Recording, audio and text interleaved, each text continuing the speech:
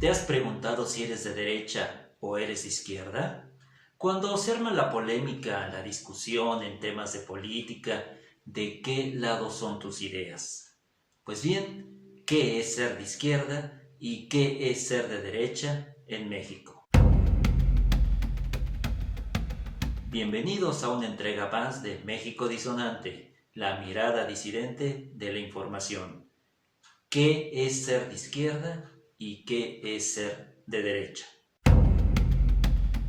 De acuerdo a la encuesta nacional sobre cultura política y práctica ciudadana que se realizó en 2008 y ante la pregunta ¿usted se considera de izquierda o de derecha? El 14% se consideró de izquierda, un 32% se consideró en la derecha y un 12% en el centro. El resto no tuvo respuesta. Hoy, con el triunfo de un gobierno de izquierda, pensaríamos que este porcentaje ha cambiado. Sin embargo, si realizáramos una encuesta rápida con personas de nuestro entorno cercano, de su entorno cercano, como amigos y familiares, y vamos a preguntarles si conocen el significado de estos términos. De esta manera vamos a confirmar que la mayoría no tiene tan claro cuáles son las ideas que corresponden a una u otra, aunque sea en su forma más esencial o más general. Es decir, a veces no tenemos tan claro qué posiciones, de acuerdo a la teoría política, al nivel de las ideas, son de derecha y cuáles son posiciones de izquierda. Pues bien, comencemos por el principio, comencemos por el origen.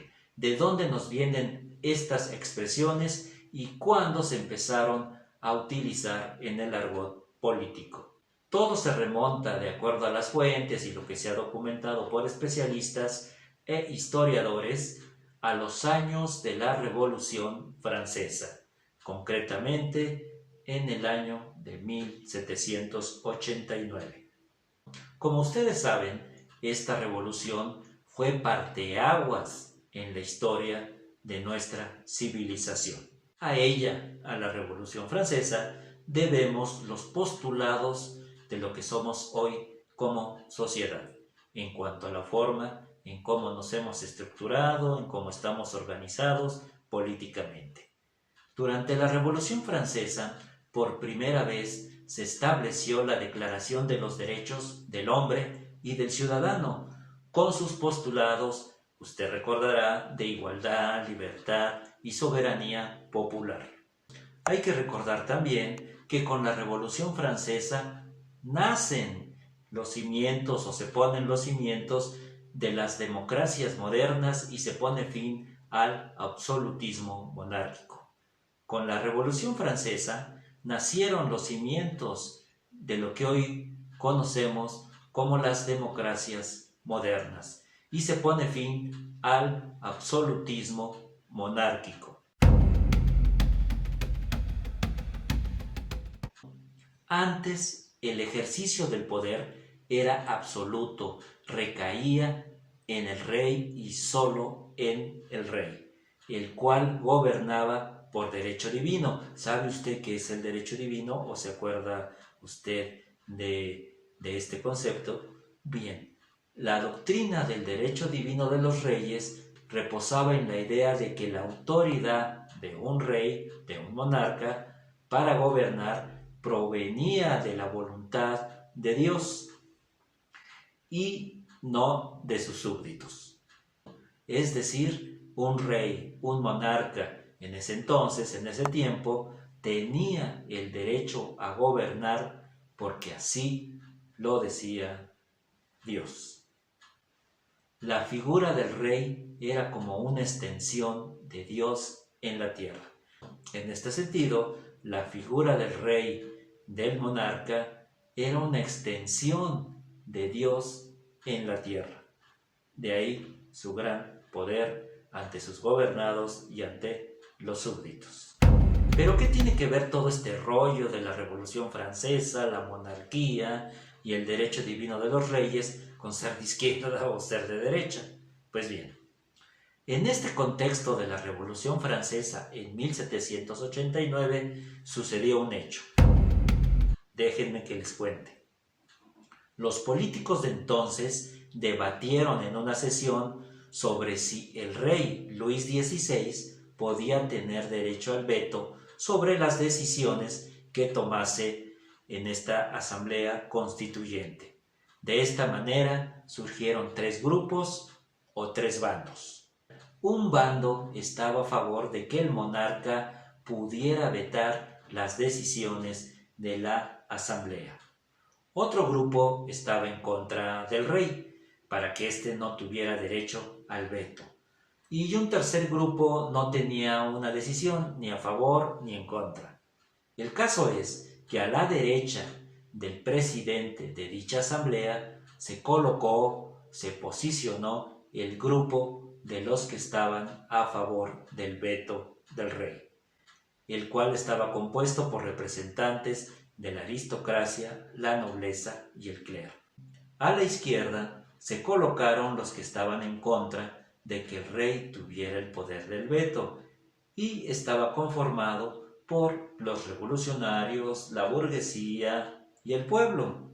Y al centro se situaron los indecisos. Esta distribución de ponerse algunos a la derecha, de ponerse algunos a la izquierda y otros al centro, señalan las fuentes que se dio de esta manera porque fue una forma práctica para facilitar el recuento de los votos durante la asamblea. Se votaba a mano alzada, o sea, alzando la mano se contaban los votos. Hay quienes señalan también que esto se dio de esta manera para facilitar el diálogo entre los partidos de una y otra alternativa o de otra opción. El caso es que a la derecha del presidente se colocaron los que estaban a favor del veto real, a la izquierda los que estaban en contra y en el centro los indecisos. Y fue así como surgieron los términos que formarían parte en el futuro de lo que es la teoría política y de los estados modernos: izquierda, derecha y los de centro.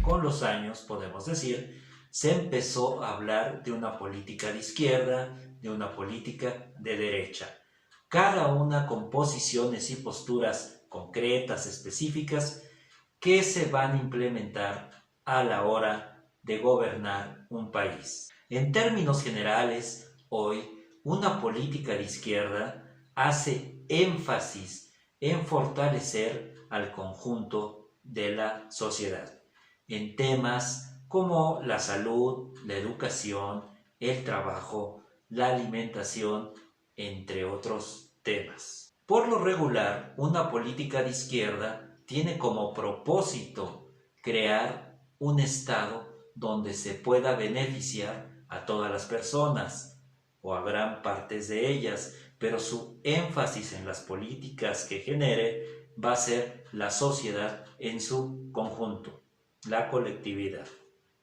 Pero ¿cómo pueden ser beneficiadas? Una primera idea de una política de izquierda es que se beneficie al conjunto, a la sociedad, contribuyendo a que haya menos desigualdad y a que haya una mejor distribución de la riqueza. Otra vía para llevar esos beneficios dentro de una política de izquierda puede ser vía impuestos, bajo el principio de que los que más ganan paguen mayores contribuciones en relación a los que menos perciben. Esta sería una política de izquierda. Hoy, este ejemplo es uno de los grandes debates que tenemos bajo la Cuarta Transformación. Recordemos que venimos de varios sexenios con políticas de derecha y neoliberales a favor del gran capital, a favor del libre mercado y de las grandes empresas. Que por cierto, estas grandes empresas hasta se les exentó de pagar impuestos, hoy lo sabemos. Una política de izquierda busca una mejor redistribución de la riqueza. En nuestro contexto y bajo este esquema, el trabajo, el empleo, los salarios, los programas sociales son un eje central en el diseño de políticas públicas. En tanto, una política de derecha parte del principio de que para que una sociedad progrese se debe poner énfasis no en lo colectivo, sino en los individuos creadores de riqueza. Una política de izquierda busca una mejor redistribución de la riqueza. En nuestro contexto y bajo este esquema, el trabajo, el empleo, los salarios, los programas sociales son un eje central en el diseño de políticas públicas en este sentido. Mientras tanto, una política de derecha parte del principio de que para que una sociedad progrese, funcione bien, se debe poner énfasis no en lo colectivo, sino en los individuos creadores de la riqueza. Una ideología de derecha se encuentra más centrada en el individuo, en la iniciativa privada. Los gobiernos de derecha favorecen la economía de las empresas, en teoría, para que sean más competitivas y puedan generar mayor riqueza en un país. Asimismo, buscan una menor intervención del Estado, es decir, que la dinámica del mercado, la oferta, la demanda, sean las que regulen ese mercado, esa economía.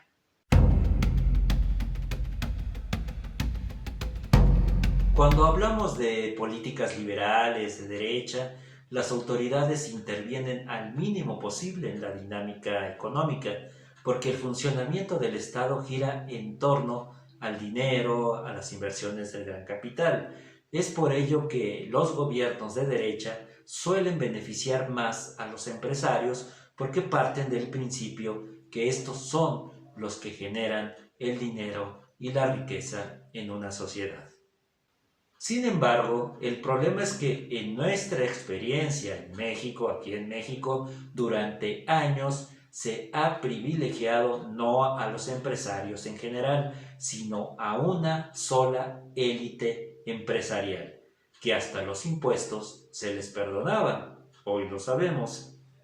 Y los pequeños empresarios, los microempresarios, hemos visto que no han tenido el mismo apoyo. Cuando esta fórmula de liberalismo económico se vuelve desproporcionadamente a favor y solo a favor del gran capital y de una sola élite empresarial, y súmele la corrupción, tuvimos como resultado mayores niveles de pobreza y de pobreza extrema en nuestro país. Las políticas neoliberales han contribuido a la agudización de la pobreza. Los pobres son más pobres y los ricos son más ricos. Y no solo ha pasado en México, sino también ha sucedido en todas partes del mundo. Ya en otra colaboración hablaremos del liberalismo y el conservadurismo en nuestro contexto, pues merece un capítulo aparte. Solo diremos que en un sentido amplio y general, los liberales son partidarios de la filosofía política conocida como liberalismo, que aboga por la libertad individual, la libertad de mercado, entre otros elementos. En tanto, los conservadores siguen una corriente de pensamiento llamada conservadurismo, que defiende generalmente el mantenimiento del orden social en aspectos económicos, religiosos, políticos y culturales. El conservadurismo, por lo general, es renuente a los cambios. Aunque hay que aclarar que las ideas liberales y conservadoras pueden variar en sus enfoques específicos y va a depender de la época y el momento histórico. Hace algunos años las políticas de derecha plantearon que se podía lograr una sociedad más próspera abriendo el mercado nacional. ¿Se acuerda usted? La época de Salinas, el libre comercio. sin tanta intervención del Estado y apoyando a una élite empresarial. El resultado fue la creación de millones de pobres y un puñado de supermillonarios. Hoy podríamos decir que tanto las políticas de izquierda como las políticas de derecha buscan en lo general que una sociedad funcione mejor en todos los aspectos, pero las diferencias van a comenzar a la hora de definir los cómo, bajo qué medidas y bajo qué políticas específicas, y es aquí donde surgen las diferencias entre una y otra. Ya para ir cerrando, podemos establecer que hoy podríamos decir que tanto las políticas de izquierda como las políticas de derecha buscan en lo general que una sociedad funcione, prospere mejor en todos los aspectos, pero las diferencias comienzan a la hora de definir cómo lo vamos a hacer, a través de los cómo, bajo qué medidas y bajo qué políticas concretas, bajo qué políticas específicas. Y es aquí donde surgen las diferencias entre una y otra. De esta manera, una política de derecha hoy en día tendría que revisar su papel en el pasado, sobre todo cuando ya fue gobierno y sus resultados no fueron tan positivos para las mayorías de este país. En tanto, una política de izquierda que hoy es gobierno tendría que revisar e implementar las formas, los cómo, las maneras de llevar el bienestar a la sociedad en su conjunto, pero sin dejar de tomar en cuenta la dinámica del mercado. Pues está claro que no podemos perder de vista que vivimos en una realidad económica pues de carácter capitalista. En este sentido, el gran reto de la izquierda en este país, en México, y que es hoy gobierno, es quizá en cómo se van a implementar estas políticas económicas y sociales para que impacten positivamente en los sectores que históricamente han sido más desprotegidos en la sociedad, para así empezar a contrarrestar los saldos negativos de los gobiernos de derecha y que tuvimos en nuestro país. ¿Usted cómo lo ve? Y hasta aquí con una colaboración más de México Disonante. Mi nombre es Pedro Manzano y nos vemos en la siguiente entrega.